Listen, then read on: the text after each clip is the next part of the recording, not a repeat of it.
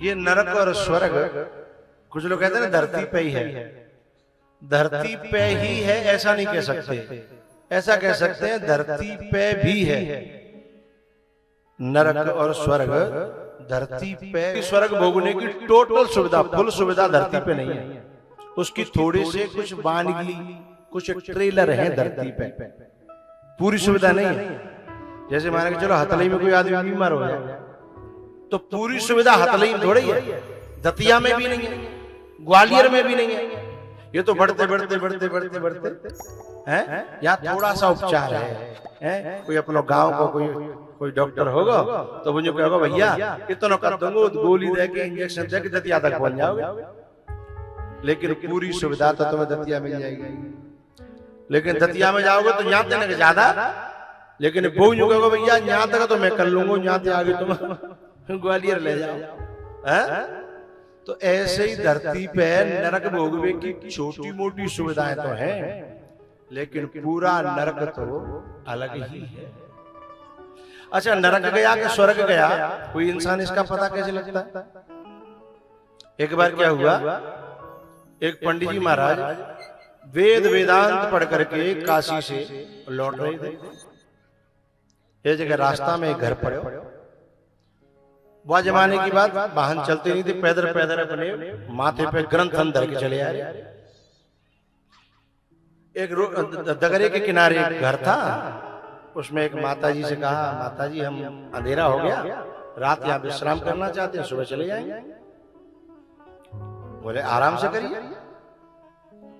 विश्राम करने लगे। सवेरो जब भयो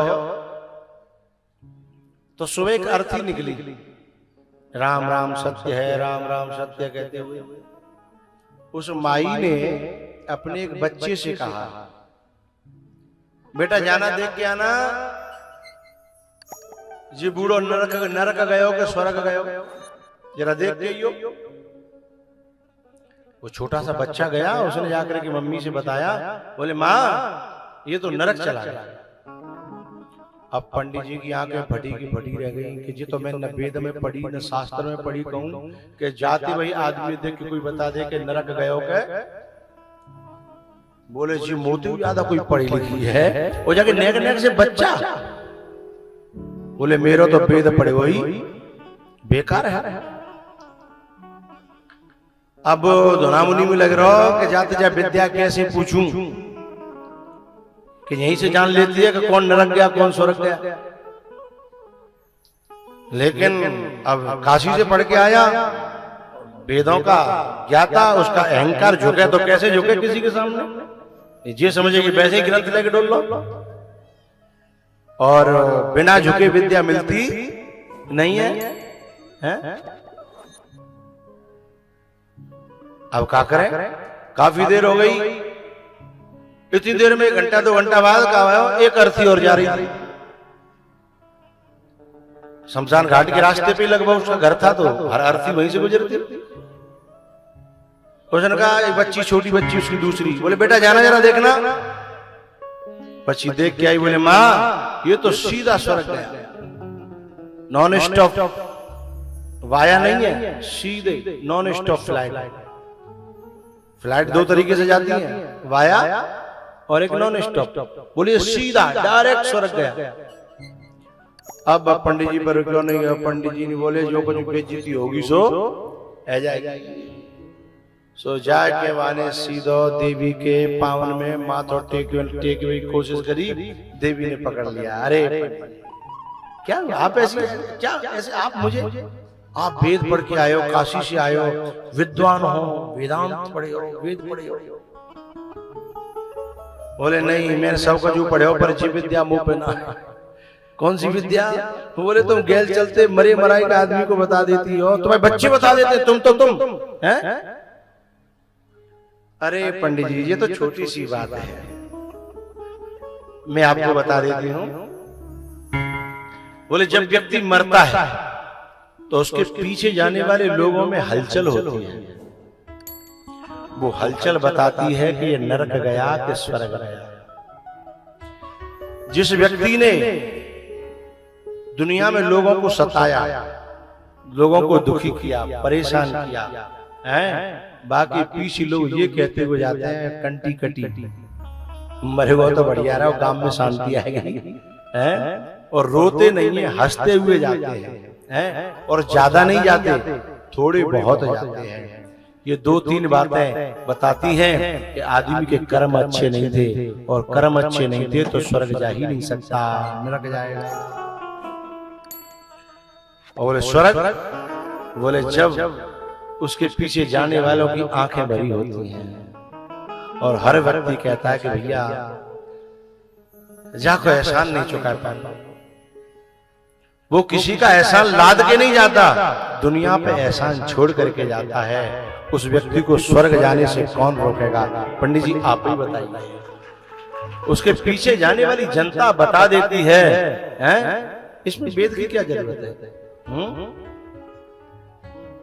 लोगों का हृदय बताता है, लोगों की आंखें बताती हैं, लोगों के जवान बताती है, हैं? ये स्वर्ग गया या नरक गया। कर्म अच्छे कर्म खोटे तो ईश्वर का भजन करने से क्या होगा।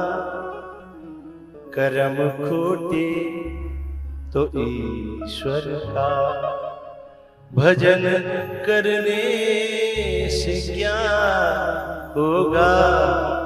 किया परहेज ना कुछ भी तो दवा करने से क्या होगा। किया परहेज ना कुछ भी दवा करने से क्या होगा। कर्म खोटे तो ईश्वर का।